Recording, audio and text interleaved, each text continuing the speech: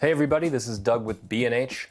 RAW is here on the Panasonic S1H. Right now with the Atomos Ninja V, we can monitor and record ProRes RAW video over HDMI from the S1H. We're going to get some early impressions and we're going to look at the fantastic color and exposure manipulation options that you have in post. By the way, if you've never worked with RAW video before, this could be a fantastic way to get into it. The S1H is already one of the most capable mirrorless cameras available, so it'll be very interesting to see where it stands with this new firmware. First and foremost, this is a free upgrade. I think everybody needs to know that. This is a free firmware upgrade. There is no paid option for this.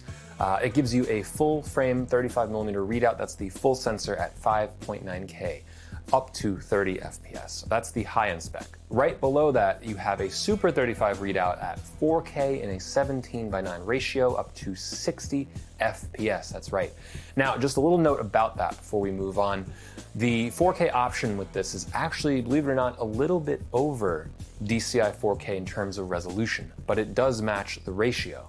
So if you're interested in shooting for DCI spec, you can still do it here, and you actually get a tiny bit more resolution in the process. Now, it wouldn't be an S1H video without some anamorphic options in there, and I'm pleased to tell you that yes, you can do RAW 3.5K anamorphic Super 35 up to 30 FPS, and that is a 4:3 readout of the sensor. So as you all know, it is a little difficult right now to shoot outside, but I did manage to get some quick shots in my neighborhood. The setup's pretty easy. We kept it simple. All I did was mount the Ninja V onto the hot shoe of the S1H and just grabbed myself a small HDMI cable. That's all it takes. And later on, I grabbed a few shots in my backyard to test low light sensitivity along with some extreme contrast from a fire pit. So we'll take a look at that later on. The Ninja V supports HDR monitoring, so you have a few options when it comes to exposing a RAW image. Monitoring can be done either with the Ninja's default 709 conversion, your own specific monitoring LUT, or in the HLG or PQ HDR modes. Since this is a pre-release firmware, we were advised to follow the monitoring on the Ninja V, but that does mean we really get to see just what the raw dynamic range of this camera is when monitoring in PQ HDR. You see all the highlights and all the shadow detail at the same time. It's kind of wild. Right here, I'm writing exposure with a variable ND filter. When switching to 709 monitoring, it's extremely overexposed, well past the point of saving. And you can see that in the PQ mode, this kind of looks like a brightly exposed but mostly acceptable image. Now you should know, in practice, you should always expose with your intended medium in mind. The better approach would be to have a custom LUT in place rather than the Ninja's more generic 709 conversion. That'll get you into a ballpark exposure, but it does cut out a lot of the dynamic range of your sensor. You're better off using something like this Panasonic created nicest 709 preset, which produces, in my opinion, a really fantastic exposure reference for onset monitoring. You also don't want to do this kind of exposing to the right that we're doing here just because you have the headroom. Doing this for every shot only creates inconsistent exposures that all need to be color corrected in post, and oftentimes in different ways. But anyway, when we switch to PQ, we know that this information exists, you can see it here, and we should be able to grade it down in post. That's what this test is all about. So here we are in the new beta version of Premiere.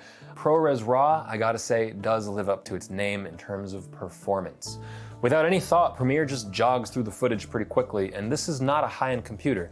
Judging by Premiere's preview, it looks like Premiere does its own internal Rec 709 conversion, and it appears to be very similar to the output shown on the Ninja V when put into a standard Rec 709 monitoring mode.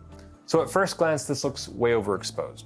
We saw that before on the Ninja, but of course we know from having monitored it before that there is indeed detail in the highlights. So in Premiere's master clip control for ProRes RAW, you have a simple exposure option. You can use this to bring your clip down to a normal level before grading with something like Lumetri. You can see the results almost immediately. Shots like this one from my living room are a great way to leverage highlight recovery.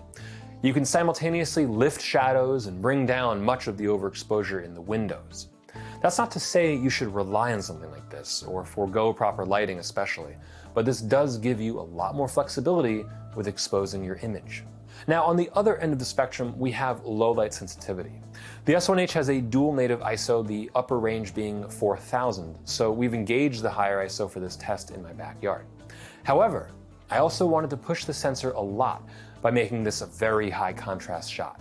There's some light bulbs strung along the fence that give some nice specular highlights and overall light pollution into the scene, but the fire gives us a lot of wild exposure changes that we're gonna have to balance with the darkness.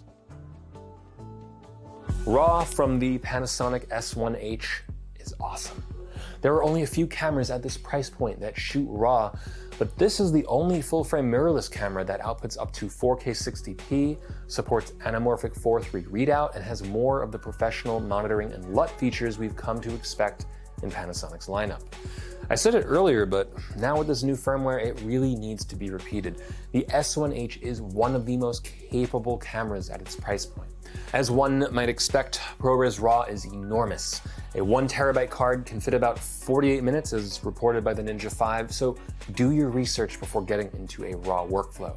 Speaking of, the Ninja V held up like a champ. It handled RAW recording without a hitch. I could compare exposure between modes accurately and quickly, and it never had an issue with the HDMI connection, which was my concern. The setup is almost laughably simple to get the absolute best picture quality out of this camera. So that's it for the new Panasonic S1H RAW firmware update. I'm Doug with B&H, and I'll see you next time.